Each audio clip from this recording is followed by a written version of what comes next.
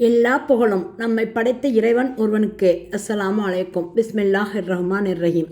இன்று நாம் பார்க்க இருப்பது ஹதீஸ். இன்றைய தலைப்பு வணிக கூட்டத்தார். நாம் வாணிபம் செய்யும்போது கடைப்பிடிக்க வேண்டிய விதிமுறைகளை பற்றி கண்மணி நாயகம் ஸல்லல்லாஹு அலைஹி வஸல்லம் அவர்கள் நமக்கு பொன்மொழியாக தந்துள்ளார்கள். அதில் சிலவற்றை இப்போது பார்ப்போம். ரஹூபி பின் கதீஜ் அவங்க அறிவிக்கிறாங்க, அல்லாஹ்வின் தூதரே, யாவற்றிலும் சிறந்த சம்பாத்தியம் எது என்று பெருமானார் ஸல்லல்லாஹு அலைஹி வஸல்லம் அவர்களிடம் வினவப்பட்டது.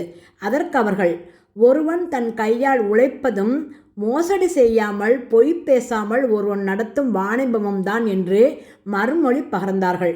ஆதார மிஸ்காத். ஜாபிர் அவங்க அறிவிக்கிறாங்க, நபிகள் நாயகம் ஸல்லல்லாஹு அலைஹி வஸல்லம் அவர்கள் நவின்றுள்ளார்கள். கொள்முதல் செய்வதிலும் விற்பனை செய்வதிலும் கடனை கோருவதிலும் மென்மையுடனும் நற்பண்புடனும் நடந்து கொள்ளும் மனிதர் மீது அல்லாஹ் அருளை பொழிவானாக. ஆதாரம் புகாரி.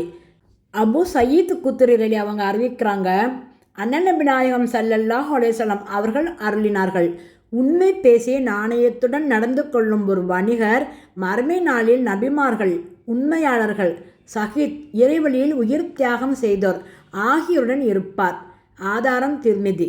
இதன் விளக்கமாவது, வாணிபம் என்பது வெளிப்படையில் உலகிலே சார்ந்த செயல்போல் காணப்பட்டாலும் அதில் உண்மை, நேர்மை, நாணயம் ஆகியவை மேற்கொள்ளப்பட்டால் அதுவே ஓர் இபாதத், இறைவணக்கம் ஆகிவிடுகிறது.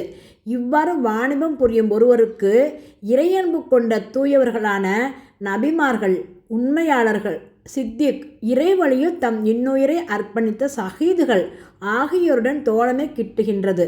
ரிஃபாஆர் அவங்க அறிவிக்கிறாங்க, பெருமானார் ஸல்லல்லாஹு அலைஹி வஸல்லம் அவர்கள் கூறினார்கள், தம்முடைய வாணிபத்தில் இறை அச்சத்துடன் இறை கட்டளைகளை மீறாமல் நடந்து கொண்டவர்கள், நன்மையை மேற்கொண்டவர்கள், மக்களின் உரிமைகளை முழுமையாக தந்தவர்கள், வாய்மையை கடைபிடித்தவர்கள் ஆவார்கள். இவர்களைத் தவிர மற்றெல்லா வணிகர்களும் மறுமை நாளில் தீயொழுக்கமுடையவராக எழுப்பப்படுவார்கள். ஆதாரம் திர்மிதி. அபு கதாதார் அவங்க அறிவிக்கிறாங்க, பெருமானார் ஸல்லல்லாஹு அலைஹி வஸல்லம் அவர்கள் வணிகர்களுக்கு எச்சரிக்கை செய்த வண்ணம் கூறினார்கள், உங்களுடைய பொருளை விற்பனை செய்வதில் அதிகமாக சத்தியம் செய்வதை தவிருங்கள். ஏனென்றால் அது தற்காலிகமாக வாணிபத்தை பெருக்கினாலும் இறுதியில் அருள் வளத்தை இல்லாதொழித்துவிடும். ஆதாரம் முஸ்லிம். இதன் விளக்கமாவது, வியாபாரி ஒரு பொருளை குறித்து இதுதான் அதற்குரிய விலை, இப்பொருள் தரம் மிக்கது, நயமானது என்று சத்தியமிட்டு உத்தரவாதம் அளித்தால் அப்போதைக்கு வேண்டுமானால் அவருடைய பசப்பு வார்த்தைகளில் மயங்கி மக்கள் அப்பொருளை வாங்கிவிடக்கூடும். ஆனால் உண்மை வெளிப்படும் போது எவருமே அவருடைய கடையின் பக்கம் திரும்பியே பார்க்க மாட்டார்கள். பிறகு அவருடைய வியாபாரம் மந்தமாகி இறுதியில் சீரழிந்து போகின்றது. அபூதர் கிஃபாரி அவங்க அறிவிக்கிறாங்க, பெருமானார் ஸல்லல்லாஹு அலைஹி வஸல்லம் அவர்கள் கூறினார்கள், 3 வகையினரிடம் அல்லாஹ் மறுமை நாளில் பேச மாட்டான், அவர்களை பார்க்கவும் மாட்டான், அவர்களை தூய்மையாக்கி சுவனத்தில் நுழைவிக்க மாட்டான், மாறாக அவர்களுக்கு துன்புறுத்தும் வேதனையை தருவான். அபூதர் கிஃபாரி வினவினார்கள், அல்லாஹ்வின் தூதர் அவர்களே, தோல்வியுற்றும் நற்பேரற்றும் போன இவர்கள் யார்? அதற்கு பெருமானார் ஸல்லல்லாஹு அலைஹி வஸல்லம் அவர்கள் கூறினார்கள், பெருமை கொண்டு தன் ஆடையை கணுக்காலுக்கு கீழ்வரை தொங்கவிட்டு திரிபவன், உதவி செய்ததை சொல்லி காண்பிப்பவன், பொய் சத்தியத்தின் மூலம் தனது வாணிபப் பொருளை பெருக்கிக் கொள்பவன் ஆகியோர்தாம் என்று மறுமொழி பகர்ந்தார்கள். ஆதாரம் முஸ்லிம். இதன் விளக்கமாவது, அல்லாஹ் பேச மாட்டான், பார்க்க மாட்டான் என்னும் வாசகத்தின் கருத்து, அவன் அவர்களை வெறுப்பான், அவர்களிடம் அன்பும் பாசமும் கொள்ள மாட்டான் என்பதாகும். ஒருவர் பிறர் மீது வெறுப்பு கொள்ளும்போது அவர்கள் பக்கம் அவர் திரும்பி பாராமலும் பேசாமலும் இருப்பதை நாம் காண்கிறோம் அல்லவா? ஒருவன் பெருமை காரணமாகவும் அகந்தை காரணமாகவும் கணுக்காலுக்கு கீழ் ஆடை அணுகின்றான் எனில் அது பாவமாகும். அவனுக்குத்தான் இந்த தண்டனை குறிப்பிடப்பட்டுள்ளது. ஆனால் ஒருவன் கணுக்காலுக்கு கீழ் ஆடை அணுகின்றான், அதனால் பெருமையோ அகந்தையோ கொள்ளவில்லை எனில் அச்செயல் பாவச் செயலாகாது. கைஸ் அபு கர்சார் அவங்க அறிவிக்கிறாங்க, நபிகள் நாயகம் ஸல்லல்லாஹு அலைஹி வஸல்லம் அவர்களுடைய காலத்தில் வியாபாரிகளான நாங்கள் சமாசிரா, புரோக்கர்கள் என்று அழைக்கப்பட்டு வந்தோம். ஒரு சமயம் நபிகள் நாயகம் ஸல்லல்லாஹு அலைஹி வஸல்லம் அவர்கள் எங்களுக்கு அருகில் நடந்து சென்றார்கள். அப்போது அன்னலார் இந்த பெயரை விட சிறந்த பெயரை எங்களுக்கு தந்தார்கள். அன்னலார் கூறினார்கள், வணிக கூட்டத்தாரை சரக்கை விற்பதில் வீண் பேச்சுக்களை பேசுவதற்கும் பொய் சத்தியம் செய்வதற்கும் அதிக வாய்ப்பு உள்ளது. எனவே நீங்கள் உங்கள் வியாபாரத்தில் தர்மத்தையும் கலந்து விடுங்கள். ஆதாரம் அபூ தாவூத். இதன் விளக்கமாவது, நபிகள் நாயகம் ஸல்லல்லாஹு அலைஹி வஸல்லம் அவர்கள் இவ்வாறு கூறுவதன் பொருள் இதுதான்: வாணிபம் புரியும்போது மனிதன் அறியாமலும் கூட தேவையற்ற பேச்சுக்களை பேசிவிடுவதும் பொய் சத்தியம் செய்வதும் நிறைய நடப்பதுண்டு. ஆகவே குறிப்பாக வியாபாரிகள் இந்த தவறுகளுக்கும் குறைபாடுகளுக்கும் பரிகாரமாக இறைவழியில் தானம் புரிவதில் கவனம் செலுத்த வேண்டும்.